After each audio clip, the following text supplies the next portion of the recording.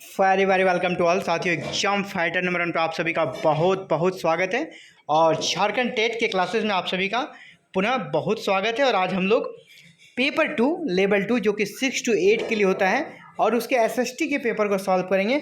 SST यानी सामाजिक विज्ञान, जिसको कहते हैं सामाजिक अध्ययन। तो और सामाजिक अध्ययन में आपका जो मेजर क्वेश्चन है और सबसे बड़ा जिनका सिलेबस है वो है आपका इतिहास, हिस्ट्री। हिस्ट्री का सिलेबस सबसे बड़ा है, हिस्ट्री से सबसे ज़्यादा प्रश्न भी पूछे जाएंगे, इसलिए आपको हिस्ट्री पे अच्छे से कमांड होने चाहिए। और बिल्कुल जिस प्रकार मैं पैटर्न दे रहा हूँ क्वेश्चंस का, ऐसे ही प्रश्न आएंगे। और मैं ऐसे सेट को लेकर आया हूँ जो कि बार बार पूछे गए एमसीक्यू हैं, चाहे वो किसी भी स्टेट का टेट एग्जाम हो या आप अगर सेंट्रल की बात करें या फिर किसी भी स्टेट का टेट की बात करें। जहाँ भी एसएसटी है आपका, जहाँ भी सिलेबस में एसएसटी है, ऐसे ही प्रश्न आते हैं। और ये गिने चुने प्रश्न जो कि मोस्ट रिपीटेड प्रश्न है ना, बहुत बार ये रिपीट होते हैं। तो ऐसे प्रैक्टिस सेट को लेकर आप सभी के बीच हूँ। आपका इतिहास विषय का एसएसटी के लिए बहुत ही यूजफुल रहने वाला है ये सेशन। तो चलिए स्टार्ट करते हैं। पहला प्रश्न आप सभी के लिए जो कि मॉडर्न इंडियन हिस्ट्री से है। देखिए, मॉडर्न इंडियन हिस्ट्री से प्रश्न सबसे ज़्यादा पूछे जाते हैं और मॉडर्न इंडियन हिस्ट्री पे हमें कमांड बनाना भी आसान रहता है। तो चलिए मॉडर्न इंडियन हिस्ट्री में पहला प्रश्न आपके लिए, भारतीय शिक्षा का मैग्ना कार्टा कहलाता है। भारतीय शिक्षा का मैग्ना कार्टा किसे कहते हैं? मैकाले स्मरण पत्र, 35 डिस्पैच या हंटर आयोग या हार्टोग समिति। तो देखिए, भारतीय शिक्षा का जो मैग्ना कार्टा है ना, वो आपको कहा जाता है वुड डिस्पैच। कौन सा डिस्पैच? Wood dispatch. और वुड डिस्पैच का ही आपका दूसरा नाम है 35 डिस्पैच, भी इसको कहीं भी वो भी कहा जाता है। कौन सा? वुड डिस्पैच कब आया था? 1854 में। 1854 में आया था। इसी को भारतीय शिक्षा का मैग्ना कार्टा कहा जाता है। नेक्स्ट अगला क्वेश्चन आपके लिए, शिक्षा की सर्जेंट योजना लाया गया था। यानी अंग्रेजी शासनकाल में शिक्षा में सुधार के लिए एक योजना आई थी, जो कि उस समय भारत के तात्कालिक जो शिक्षा के सलाहकार थे मेजर सर्जेंट, तो मेजर सर्जेंट की अध्यक्षता में एक योजना बनाई गई थी, इसलिए इस योजना का नाम है आपका सर्जेंट योजना।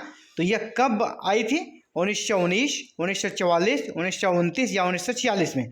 तो सर्जेंट योजना 1944 में आई थी।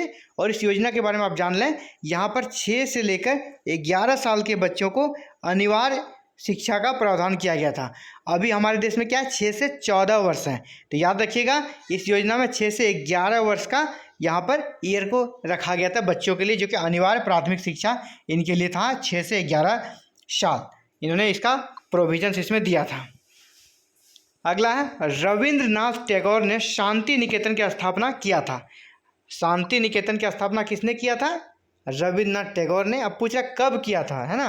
कब किया था? 1929, 1946, 1901 या 1905 में। तो जी हाँ, रविंद्रनाथ टैगोर ने शांति निकेतन की स्थापना 1901 में किया था। और कहाँ पे किया था? वेस्ट बंगाल में। और वेस्ट बंगाल में भी कहाँ?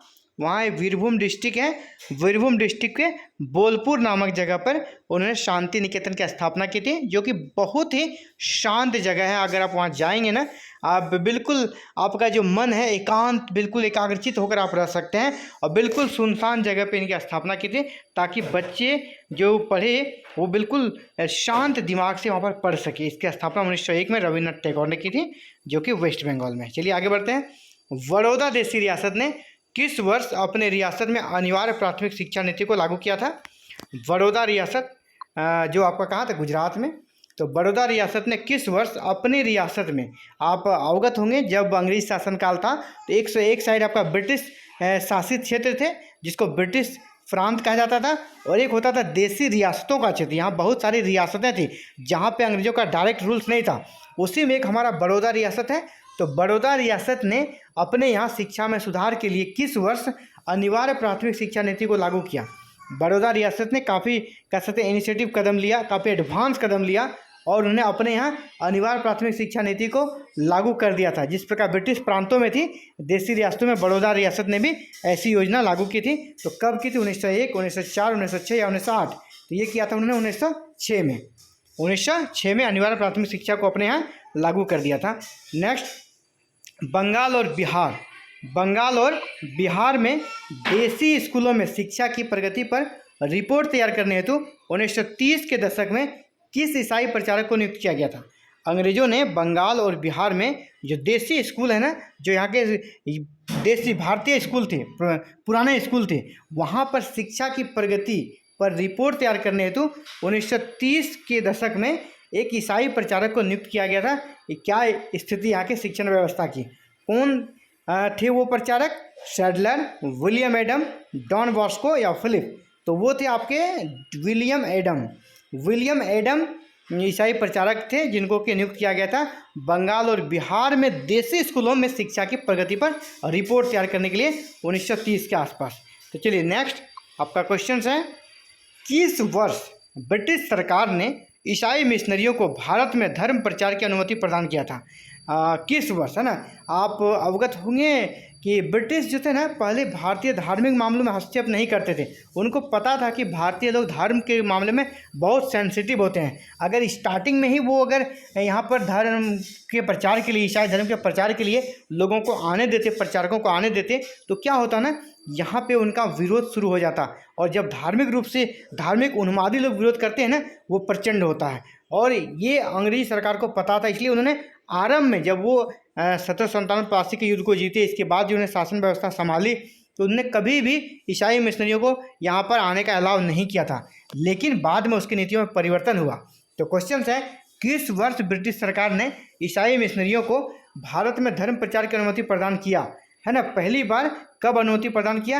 1813, 1854, 1793, 1833। तो जी हाँ, 1813 में कब अनुमति प्रदान किया? 1813 में ईसाई मिशनरियों को भारत में धर्म प्रचार की अनुमति उन्होंने दे दिया। तो ए नंबर आपका आंसर होगा।